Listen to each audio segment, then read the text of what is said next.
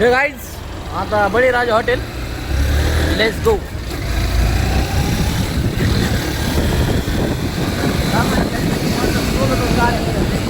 गाड्या गुड्याचं सोलतून म्हणतात पण ती पण आपण नाही सोलणार. आपल्यात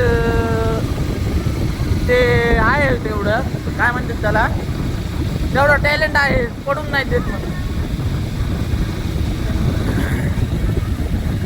आणि आता इथून टर्न मारतो, पाचेगाव रोडला जातो.